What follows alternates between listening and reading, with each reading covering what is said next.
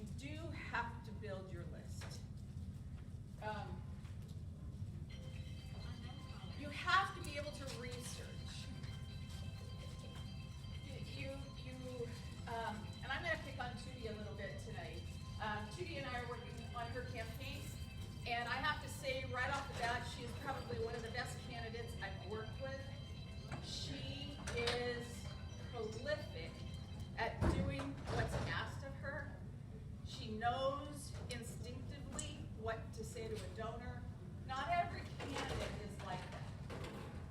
Some candidates, new candidates, they don't really know it. And so you have to hold their hand a little bit more. I'm blessed in this campaign because I don't have to hold her hand much. I just say, look, here's a list of people, go call them, and she does it. Now, when I worked with Congressman Zinke, Brian was wonderful. Brian had charisma. He still has charisma. He ended up being the Department of Interior under President Trump. He'd only been in Congress, 2 years, and then he went into DOI, and now he's back as a congressman. But Z was so good at being able to read a room. And it always impressed me when we go places and I'd watch him speak. He would look out at the crowd and he kind of knew who was in the crowd. So he would know that your issue is climate and energy. Z was really good on energy. So he would speak to you. We were in Texas one time and he looked at the room and he knew that the room was full of guys from BNSF, the Burlington Northern. And so he geared his whole topic to that. And we went out to dinner afterwards. I said, I've never heard you give that speech. Where did that come from? He said, I knew the room. So it's important that you know the room. But to do that, you've got to do your homework. You've got to research. You've got to figure out how do I tell the candidate who's going to be in the room? And that's where the beauty of getting your people to sign up early. If you're doing an event and then you go through that list, you try and figure out where the money is. You try and figure out what the person's job is, and then you build those lists. So where do you get the research? Who researches in here? Okay, yes. Where do you get your research? Are you talking about politically or just in general? So we're talking about fundraising in here. So you're looking at a person. How would you research that person? I would Google their name, particularly if they're, I shouldn't use the word celebrity. I mean, if they're like a well-known donor, like Malatopia will have like a list of like the top donors for each candidate, both individual as well as corporate. Excellent. Google is your best friend. Yes, you did some research? Well, no, I was thinking in a different term. Okay. Yeah, so, yes.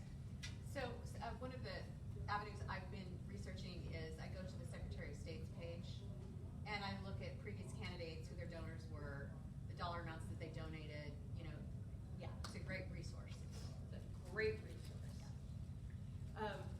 Also, the FEC is another one, which is the federal, FEC.gov. Now, a little key in don't pull a list and start soliciting a list, especially from the feds.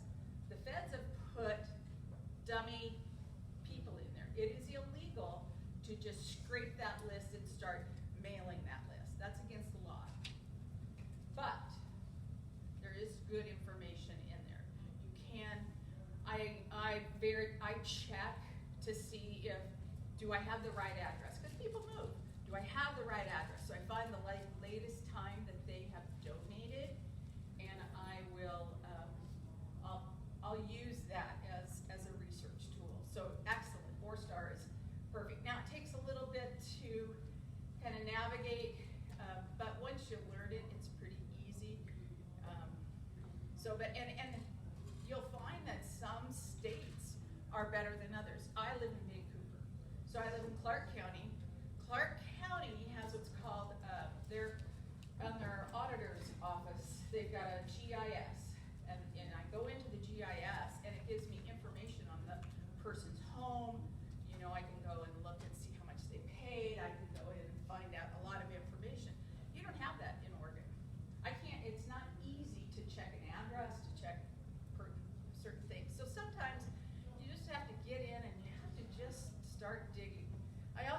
database that's called Donor Search, which is also like Wealth Engine. If you find somebody that has that, that's a really great tool. Zoom Info is another one. Now, I do not recommend that you go out and purchase Zoom Info. Find somebody else that has it. Now, Zoom Info also has a free piece, and what Zoom Info does, and especially if you're using their free status, they go in and they scrape the information off. So when I send out an email, on my emails is my signature piece, and in my signature it has my my website, has my cell number, and it has my email. And that's how they get all that great information that you're getting. But you have to be willing to allow them to do it if you want to use their free one. But what's good about Zoom Info is I'm looking for a top dog. I'm looking for the leader, the top of a company. I can't think of anybody right off the top of my head, but the head of Zoom Info is Henry Schuck. So if I wanted to do research on Henry, so they would give me his personal cell, they would give me his email, they would give me his website, and at times they would give me a ballpark of his net worth. Now, as a major fundraiser, that's really key information. But Zoom Info will charge you about $15,000 a year to use their program. So, it's just not one that's going to fit into my world. So, but there are some excellent tools out there that you can use for that. Look, list. Where do you get lists? Who has a list? Your church has a list. Maybe your homeowners association has a list. Christmas card list. Christmas card list. The state party has a list. If you're, you guys don't call them PCOs here, you call PCPs. The party should be giving you, if you're a PCP, a list. Now, do you want to spread and share those lists? No, not really, but you want to cultivate them. You want to, I've been in rooms where people leave their list at the back of the room and when everybody leaves, so you have to help clean up, and that list will go home to you. Just, talk to people. Build your list. That's really key. Let's see. What other areas do you struggle with in fundraising? I want to make sure this is geared towards you. I don't know if it's like a past psychological issue or something, but I just feel guilt for asking because I guess it's from being raised by parents that are you don't talk about money, number one, and number two, you don't ask for anything because you're being greedy. But the thing is that I'm not asking to, well, I would be benefiting if my candidate won, but everybody else would benefit too. Yeah. So I think that is not an uncommon problem, especially people in my age bracket. We were raised that you just did not do that. But you have to think of it, it's like sales. You have to think of it, you're making a benefit. It's a benefit to Clackamas County that Tootie is the chair of the Clackamas County Party. No question. You would not have the clean environment that you have. You wouldn't have the lack of homelessness camps everywhere. We wouldn't have Measure 10 having a recall on that. You wouldn't have those things if we didn't have Tootie in place. So if you don't help me support and step up to the plate and support her and donate to her and donate big. I mean, I need we're gonna have to go on TV. We're gonna need $500,000. I don't want $25. I want $2,500 from you because I know that person can do that. You have to lay the groundwork for them. You have to tell them the need.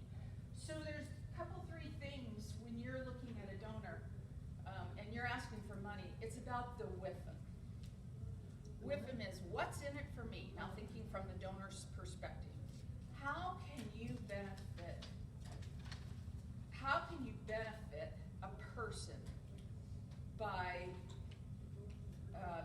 getting this person elected, or by passing this initiative? The things are also the thing, if you're running an initiative, basically the same.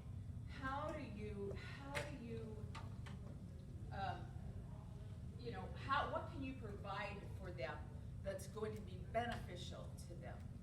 So instead of being scared, thinking of it, I'm providing you, the donor, with just the most amazing tool possible to get your project done. So, does that answer your question? Yeah, I just felt like weird saying that out loud. Practice in the mirror. And I'm a little bit older than I look too. So. Be thankful. And then soon you start coloring your hair. But, I think what it is, you have to be able to provide that confidence. And somebody in here said confidence is key, and it really is. You have to believe in what you're presenting. You have to believe that without this provision, their life is not going to be the same. And we know that to be the case. We live in the Northwest. We live on the West Coast. We live in blue states. And if we know, beyond a shadow of a doubt, if they would believe in our policies, lives would turn around. And we just heard from Steve. Steve just talked about it. There'd be more money in their pocket. Their kids would have jobs. The kids could afford housing. For some reason, we live in this liberal bastion that they don't believe in that. So we just keep fighting because we believe in excellence. Yes. So I feel like, for me, it's the plan part of it. So identifying what the dollar amount need is, overlapping it with the time frame of what I have, and then identifying from that dollar amount, these are the types of fundraisings I'm gonna do, or types of events or process I'm gonna take to raise that money if it's in this dollar amount versus this dollar amount versus this. Do you take that approach, and how do you? I do. Okay. How do you overlap that with the time that you have? How do you do that plan? So how you do that plan is you work backwards. So primary election is May 14th, 15th, that's second Tuesday. So then you figure out how much you're going to need between now and then to run your campaign. And think big. Think you've got to go buy radio ads, you might have to buy TV ads. I'm still a big believer in direct mail. So, all those things cost. So then you figure out what that budget is. And then you go in and then you figure out, okay, this month we need to raise this much. This month we need to raise this much. I've got a couple of tools. One of the things we did in one of our campaigns is, and I'll have this up here, you can take pictures of it, is a matrix. So on this matrix, it gives me the month and the date, the event. So whether it's a coffee with a high dollar individual, whether it is a gathering of people at a facility where you're charging an amount, whether it is a big event where you've got like a rally. We used to do rallies with. I remember Monica did when she brought in Ben Carson. We did a big rally with Ben Carson, charged everybody $25, and then after that we had a private dinner. Do tiered events where, because you want to hit everybody, and not everybody can write you a $2,500 check, but most everybody can write you a $25 check. I am not personally a big fan of free events for the general masses. I am for a no-cost event with high-dollar donors, and then go in and do a heavy ask. Right. But so there's two different things there. With say when Ben Carson came out and did the rally, we charged everybody $25. We had a lot of people. When you go go to a Trump rally. Those are big. I remember going down to Eugene, and there was an individual line for people that were paying top dollar with President Trump, and then there was so many going through the VIP line, and then they sat in the front, and the rest were out in the rest of the audience. But we had thousands of people show up for that event. But you put something into the pot.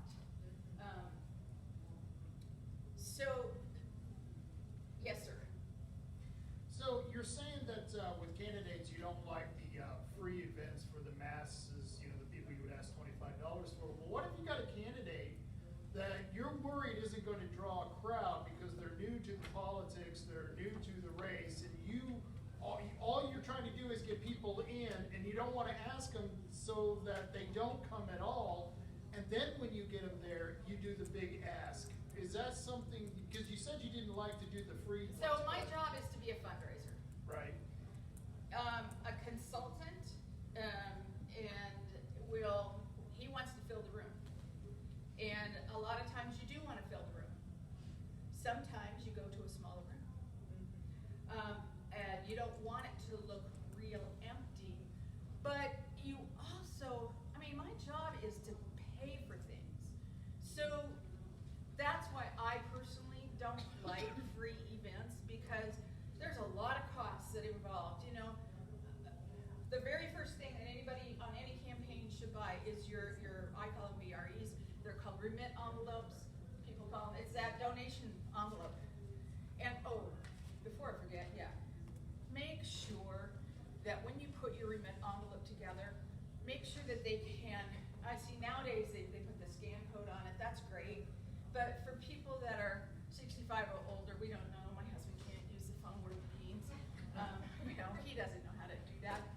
So make sure that your envelope is big enough that you can put in their credit card information, you want their phone numbers, you want their email addresses, you want their hard addresses, you want all that, you want to gather that information, it all goes for your lists. But I was looking at somebody's the other day and they didn't have a way I could give my credit card. And the other thing is learn the rules. I know I'm kind of jumping all over, but it's triggering in my head. Make sure you know the compliance rules. They're different for each state.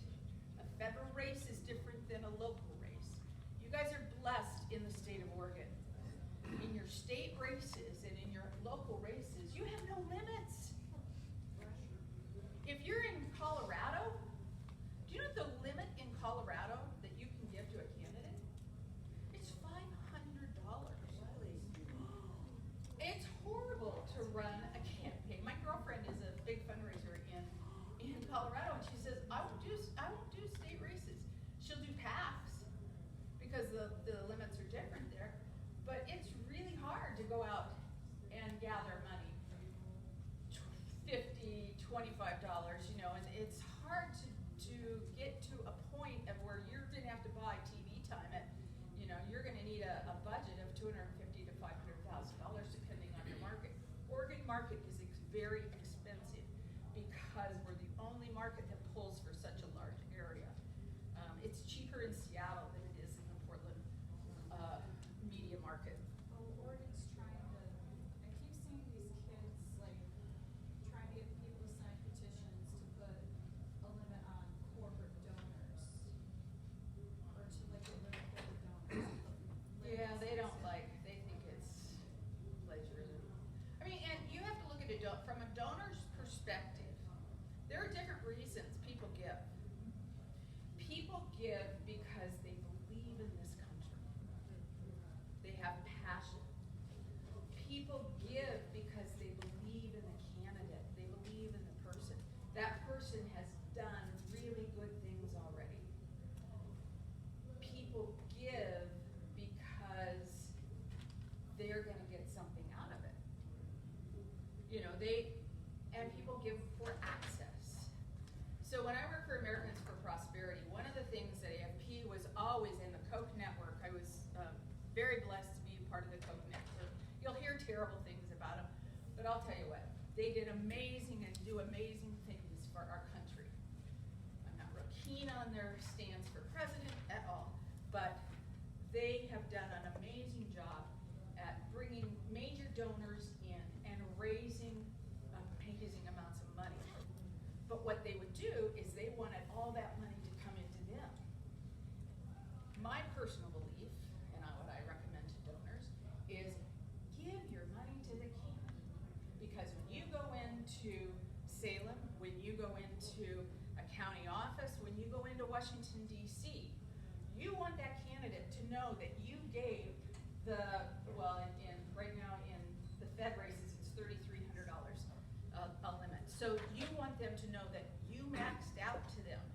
If you gave your money to another organization, they have the power. You don't have the power. And you as an individual want to buy access to that donor. Yes?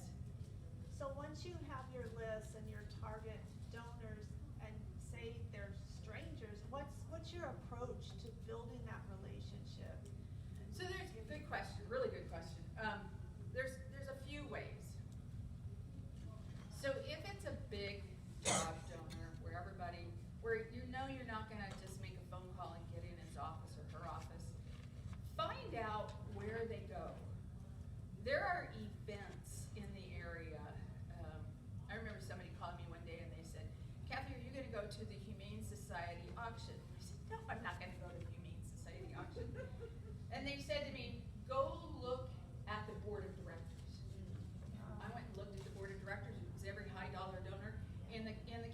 And I went, yes, I'm going to that. So I bought a ticket and I went and a couple of practicalities. Know before you walk in the door of the hotel, get it in your head who your targets are. So I, a lot of times will go knowing that I want to meet Jim, John, Susie Jones, and Bonnie. Those are the only three people in the room I really care about.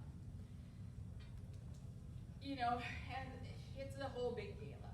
So the most important thing is meet early. The networking at those places is at the very beginning of any event. You know, last night was a perfect example for networking, for the fundraising, for your reception time. That's a really good time to go. People are having a drink, they're talking. If you wait until the end of the event, people are tired and they're out of there. And a lot of times your high dollar donors have left. You know, they've come in, they've bid on an auction of whatever they want, and they're gone. So you can't build and you can't talk to that person. But you want to just go in and put a name with a face. You know, say, hi, I'm Kathy McDonald.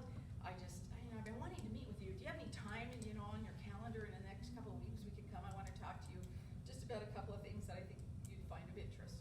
And then leave. Don't bend their ear. Don't talk a long time. Just go in, be friendly, be dressed appropriately for the event. Don't show up in jeans and a t-shirt. Don't overdress. I was at an event not too long ago. We've got a candidate running in Washington State for the 3rd Congressional. And since I don't think any of you are in Vancouver, I'm not going to say her name, but you can figure it out. She walked into this room. She had the biggest, brightest, boldest, thickest makeup and red lipstick on. I thought she was a streetwalker. I didn't know this was a candidate. And I thought, oh my gosh, I wanted to take her and say, get half of that war paint off, look like we look in the Northwest, and be genuine.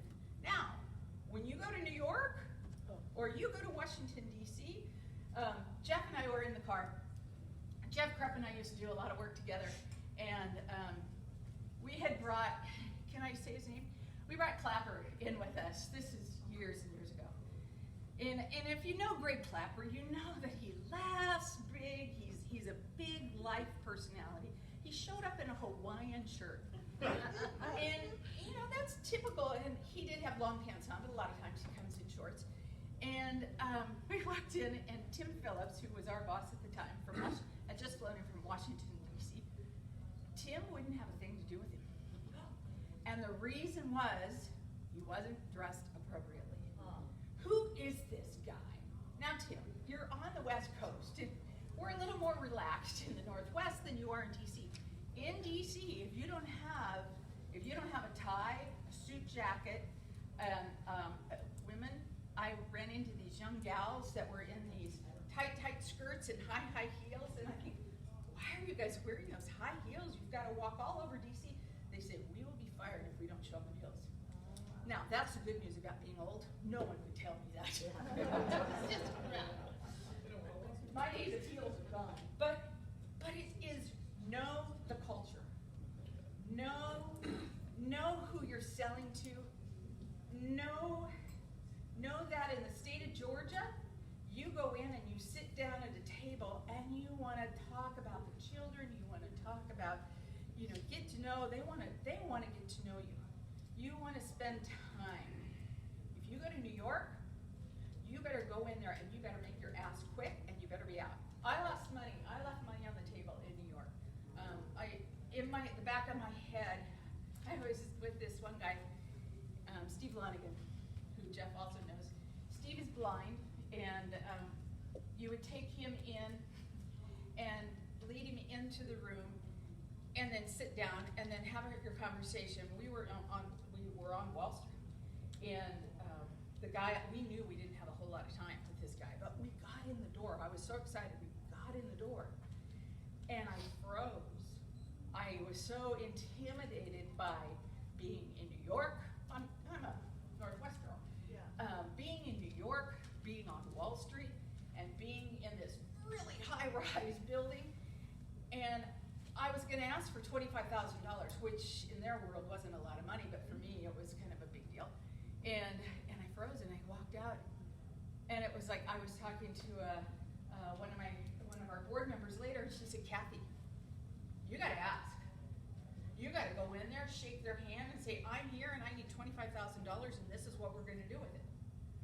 Now, I had just come from being in the South, and the South, it's so different. So you have to know your area, and you have to know who you're speaking to. And really, when you go into a big donor, you've got to get it in your head what you're going to ask. A couple other practical things. People like to go have lunch and make their ask. It's the worst time in the world to make an ask.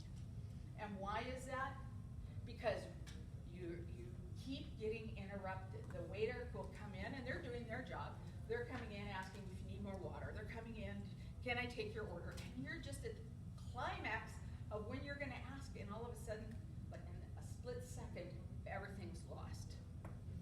So I personally, I'll do coffees, but I really like to go to their office. I like walking into somebody's office because when I walk in the room, I look around the room and I see books that they're reading, kids, pictures, wives. Find something that you might have in common, or compliment them on. Start your meeting off walking in the room, making it warm, making it friendly, and then begin your conversations and lay out what you're there for. Another cue, and I know you all know this, but listen more than what you talk. Let them tell the story. Ask open-ended questions. Show that you're very interested in that person, and be engaging. And now, sometimes you're not going to agree with the donor, and you're going to think, oh, that is the wrong thing to say, but I still want $5,000 out of this guy. So what do I do? You kind of smile. Being a fundraiser, sometimes you have to be at the million. You kind of have to go, and if it's not an issue that is life-changing, keep your mouth shut. Right. Don't give your opinion. Listen to their opinion. Say, that's really interesting. I'm going to think about that. The other thing about donors, and seeing Jeff back there reminds me, Jeff and I used to go hang out with John Bryan quite a lot. John, what a saint. best things about being a fundraiser is you get to meet the most incredible people. And John Bryan was one of these most incredible people. But John was an engineer by trade. And if you didn't have what, Jeff, in your arsenal, you weren't going to get much from John. What was it? A whole bunch of things, actually, but I don't know which particular one you're... Budget. Budget. You had to have a budget. He wanted to see the numbers. Now I have another dear friend, Jeannie Hicks. Jeannie Hicks is all about the fluff. She wants the feel good. She wants to be in the room with the right people. She wants to be next to the speaker. She's all about the feel goods and the fluff. Not John. John wanted a detailed, what are you going to do with my money? If I give you this, what are the outcomes? What do you expect? What does he expect? And so those are the things you have to know. There's 5 different, you get this in education, the 5 different learning styles. If you can figure it out before you go in the room, know those learning styles. I'm working with a donor right now, and over in Washington, and she is a very large donor. We're looking at a $10 million gift from her. And one of the things that this donor wants is honesty, straightforwardness, and openness. So she doesn't want the fluff. She wants, you better not BS her at all, and you better not be dishonest, and you better take what she says to heart. So we're looking at building a performing arts center over there. I've been working on this for 5 years now, and the one thing I know that this donor does not want her money to go into is land. She's made it abundantly clear to me. It will go in for the building only. So you have to listen to that. Don't go and take a donor's money and just, well, we really need it for this, but they've told you you have to spend it on this. Don't commingle it. Also, try and get your donors to give to the general pot, because you do have to pay people to do a job. You do have to pay for overhead. Lauren Parks was a dear friend too, and Lauren was great at, I'm not going to have to give you any money, Kathy. I'm not paying for you. He wanted his money to go only for the project. I used to tell him, Lauren, I don't get paid to do this. I volunteer for this. So that was when we were with the symphony. And he would do great, he would donate great amounts of money. But you have to listen. Another thing with a donor, and Lauren was a perfect example of this. He got to a point where he was elderly and he couldn't really drive, but he loved the symphony. So, and Lauren lived out in Hillsborough off of, what's that? Anyway, he lived on the east, he lived way out by Old School Road and in there. And I lived in Vancouver, and I was taking him to the Vancouver Symphony. So I would drive all the way out. I'd bring him back to my house. I'd feed him lunch. I'd take him to the symphony, and then I'd take him home. And as a fundraiser, a lot of times you do those kind of things. I have a dear lady down in Tucson, Arizona, Norma Zimdahl. Norma is an old gal that was on the stage back in the 20s and the 30s. In the 20s, she's now 90-something. In the 20s, she was making from ABC $1 million. She had $1 million contract. And in those days, for a woman, that was huge. But she still wants to be a star. And so, I know I've traveled with her before, and I've taken her to DC. And my role as the fundraiser, or as is to make sure that she's presented well. So it's my job to make sure that I take pictures of her. It's my job to make sure that her hair looks good. It's my job to make sure that she is positioned into the right rooms and that people know who she is, because that's super important to her. And those are things that you just learn over time. How do you staff your person best? I've always believed that my job is to set the table. My job is to build the banquet room. It's to get the people, the right people in the room, so that when the candidate walks in, all they have to do is present and bring in the money. It's their job to sell what they're selling. It's my job to prepare the room in a place or a way that they don't have much trouble to do that. So what other things? Yes, sir. Trying to put a variety of pieces together in what you're saying. I think, first of all, the majority of this room has never done that before. So people naturally have a fear of rejection. They also have a fear of speaking in front of people. You're very comfortable at doing that because you've done it a number of times. But when you start, people just have that fear. So we also live in a world where we don't make personal contact anymore. You know, Yeah, I hate that. I'm the chair of the Clackamas County Republican Party. I have people calling me all the time or emailing me saying they'd like to have coffee with me. I don't have time for coffee, but I would be glad to talk with you by phone. And this was just an experience yesterday. So he said, here's my availability. When are you available? I said, Friday between 12:30 and 2, I'll give you a call. He emails me back and says, okay, Friday I'll call you at noon. I said, Friday, I emailed again, Friday between 12:30 and 2, I'll give you a call. He said, okay, Friday I'll call you at 12:30. He called me at the number of the office, which I wasn't there, which I wanted to give him, that's why I wanted to give him a call. We never made contact, it was just wasted time. Other times, if you say, okay, I'm here to raise money, I'd like to speak to so-and-so, well, giving you money is not really a priority on my list of calling you back.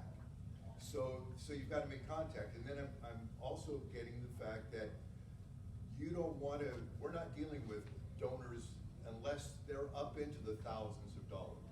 And perhaps you can call their assistant and make an appointment and come to their office. Then it becomes, yours is like a vocation. It's not a hobby. It's something that you make yourself available to them at their time. But making that initial contact, the fear of rejection and all of that just takes experience and being rejected and knowing what to do. You know, maybe if you want to, I don't know if this is part of your lecture, but if you want to do a simulated phone call to somebody to just kind of show how that might be, that might help some people here. Okay, good points, because I am a major fundraiser, so I do have to be brought back. So thank you for doing that, I appreciate that. So sometimes we have scripted people, and there are some basic scripts, and Rich might even have one in his stuff he's handed out. But you just pick up the call and say, hey, this is Kathy McDonald, and I'm working on the Tootie Smith campaign, and I have heard really great things about you, and you know, Tootie would really like an opportunity just to come and meet with you and to find out what you think are the needs of the community. So one of the things I find works really well is finding out, asking people, what do you care about? What is your passion? Don't lead with, I'm here to get your money, unless you're in New York. But you know, you've got to find out, what does that person care about? And then how can I match what the candidate or what I'm pushing, you know, maybe it's an initiative, to see if that's even in their wheelhouse. Does that help? Kathy, if I may interject, at the same time, find out what they care about. This is why it's so important to do some research on them before you meet them. Also try to find out what they oppose. You and I and some other people went to Bend, and we sat with Don's daughter, okay? And we made the unfortunate, one of the guys with us made the unfortunate comment about guns on college campuses. We're in support of being, and she was adamantly opposed to that. We didn't know that, and it killed the conversation, it killed the deal. Yeah, that's right. Had we known that, we would have never brought We would have never situation brought it up. So he's right. That's why you research your homework, and sometimes you can't find out about that. But I'll tell you, people love to put their lives on Facebook. People love to put their lives on Instagram, and you know, and we've all been told, don't get on TikTok. Well, everybody but us is on TikTok. So, get on one of your kids' account and go to, I don't want to use the word stalk, but stalk that person and find out what do they believe in? What do they care about? Do your homework. It's really important to do your homework. And then in your initial call, when you run into their voicemail, you would have a script and just leave that on their voicemail. I understand you're interested in such and such and such and such. Please get back to me. Because that's what I'm saying about, we just live in a world where people don't talk to each other. I know. I do, and I use text messages too. In fact, because I know a lot of times people are busy. If you've got their personal mobile, say, hey, I'm trying to get a hold of you. I left you a voicemail. Or, I called and you didn't answer. I just thought I'd give you a quick text and say, hey, this is Kathy McDonald, and would love to chat with you. Please give me a call. And that kind of works. Sometimes it doesn't. But don't put your life story. So my husband and I had this little argument yesterday. We're buying a house for one of our kids right now, and there's some stuff that, buying a house never goes. So a couple things are going south, and he wanted to text the realtor all this stuff. I said, she's also military, she's a recruiter, and she was in Las Vegas at a conference. I said, no, don't text her all that. It's gonna come out wrong. I said, I look at that first sentence that you just wrote, and I think you want to kill the deal. Well, I don't want to kill the deal. I know. But he says, that's not what it says. I said, look, as a woman, I'm reading this. I read the first line, and I'm out. He says, well, write down here. I said, nobody reads to the whole thing. So texting is a tool to use to maybe limit your conversation. But you're right. People don't want to talk face to face. Zoom is great. Zoom was wonderful for Steve today. But was it the same as having him in the room? Not at all. Not at all. Another thing I wanted to say was, don't rely on technology. So when I was with AFP, we would take, and this is the big PowerPoint. I thought Jeff will get a kick out of this. This is 2012. This was our plan on how we were going to turn America around. So I took the PowerPoint and I printed it off. Now this is a plan I would not leave with donors. In fact, I wouldn't leave many plans with donors because that's your strategy. But a donor, a sophisticated donor, a John Bryan donor, wants to know, do you have a plan? What's your plan? How are you going to work the plan? So I put it in a flip folder. I went to Kinko's. They don't have Kinko's anymore. I went to FedEx and printed it off on some cardstock, and then I had them bind it, and then I would take this in and I would put it in front of them. I'd have two of them so that they could flip this one and then I could flip mine. Sometimes I made it in a tent. You've gone to some multi-level things and they get it in their little tent things. But it works. Don't rely on your iPad because half the time you're not going to find a cell zone. I mean, you're not going to find the availability of Wi-Fi or something goes wrong. So don't depend on paper and pencil. So those are just some of the basics. Yes, ma'am. You mentioned you're a fan of mailers. So in what circumstances would you use that, and what kind of correspondence do you use? So I just did a mailing for in Tootie's campaign. So we had a list of people. I've never met these people before. So between Tootie and I, we wrote a letter. We wrote a letter to the constituents and told her what she had done in Clackamas County and why they needed to retain her. So we printed that off, and she individually signed every one of them. She individually wrote a personal note to every single one of them. Now, a lot of times it was the same thing on the personal note. It was, really appreciate your support. We really need you to help us win this. And then I hand addressed each envelope and mailed it. I'm a believer that if that comes in the mail, somebody's gonna open a letter that they've taken time to personally hand address and write and put, and go buy pretty stamps. Go find a stamp that kind of matches the time. Go find a stamp that matches your mission. You know, if they've got Rosa Parks stamps out right now, it's her 100th birthday or something, you know, it really doesn't match our mission. So find something that matches our mission. Those flag ones are kind of eh. What you want to do is make it stand out. And then put a direct mail piece. So at Americans for Prosperity, in Nevada, our buddy Adam, there was a legislator, I'll tell this real fast because Rich is giving me a signal, but a legislator had flown off to Tahiti on the donor's dime and was taking a great vacation and calling it work. So we took a placemat-sized piece of paper and we mailed it, and because it was so costly to mail, they only mailed it to a few people in that district, but it happened to be some of the media was on that, and also the majority leader got it, and they thought it went to everyone. So it scared the heebie-jeebies out of them.